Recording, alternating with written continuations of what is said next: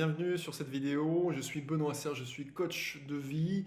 Aujourd'hui, j'aimerais parler des niveaux d'amour dans les relations. Si vous regardez cette vidéo, c'est sûrement que vous êtes en relation, vous avez peut-être une famille, ou vous êtes en relation amoureuse.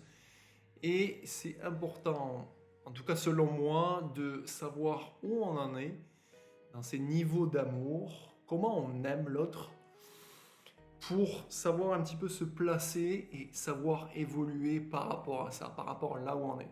Mais si on ne peut jamais savoir ou étudier, faire un état des lieux en fait de là où on en est, on ne peut jamais vraiment évoluer. Donc c'est le cas de 80% des gens. Ces 80% des gens ne savent pas où ils en sont, ou se mentent à eux-mêmes parce qu'ils ne veulent pas voir cette réalité. Et du coup, parce qu'ils ne voient pas la réalité de leur amour, ou de ce qu'ils font pour l'autre, ou pour eux-mêmes, ils n'arrivent jamais à avancer, il y a toujours cette sensation de blocage. Donc, si on devait trouver des niveaux, des stades pour ces niveaux amoureux, ces niveaux de qualité en fait, ces différentes qualités d'amour pour aimer l'autre, je dirais que le premier, c'est le niveau enfantin, ou l'amour de bébé en fait. L'amour de bébé, c'est qualifié par un amour qui est attachant, qui est un petit peu adorable, etc. Jusqu'à un point où ça peut exploser très vite. Parce que l'amour de bébé, c'est quelqu'un qui veut être aimé, qui veut ses besoins, qui exige les choses. Et si ces choses n'arrivent pas vers lui, la personne explose. Donc, ça c'est l'amour de bébé, c'est moi, c'est l'amour égoïste en fait. C'est mes besoins et rien d'autre. Donc voilà. Essayez de posez-vous la question, est-ce que je suis moi-même, est-ce que je me suis retrouvé dans ce type d'amour? Probablement oui, c'est arrivé dans le passé. Est-ce que ça vous arrive encore dans le présent? Et peut-être que ça vous arrivera dans le futur. Mais essayez d'étudier, de trouver ces moments-là où vous avez pu tomber dans un amour égoïste, juste pour vous. Posez-vous vraiment cette question.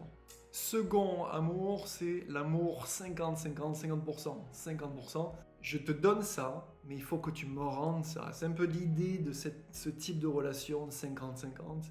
C'est je vais te donner ça, je vais te donner ce temps, ou cet argent, ou voilà, n'importe quoi. Et il faut que tu me rendes quelque chose en retour. Et si ça ne se passe pas comme ça, je vais commencer à me replier sur moi-même ou à détériorer la relation. Parce que mes règles, c'est ça, c'est 50-50.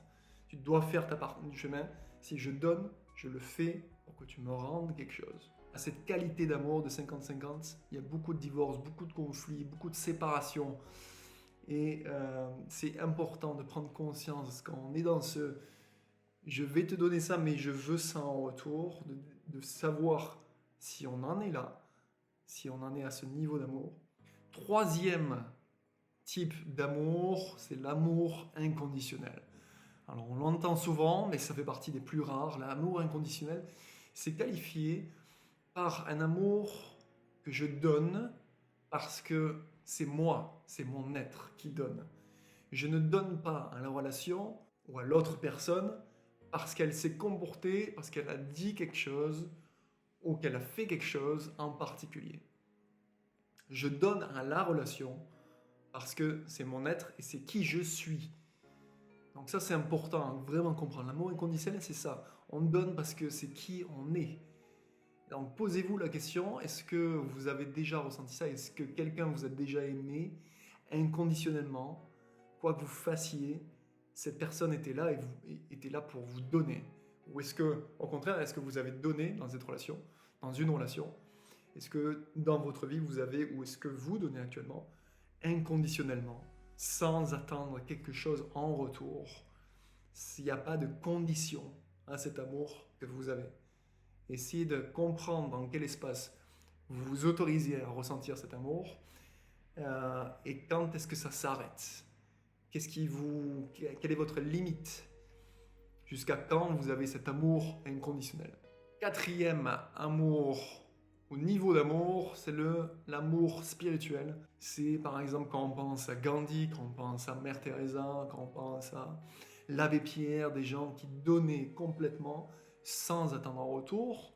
Ce n'est pas une qualité d'amour qui est qualifiée ou qui est façonnée par des blessures ou alors des actes qui ne sont pas les bienvenus, qui pourraient nous blesser.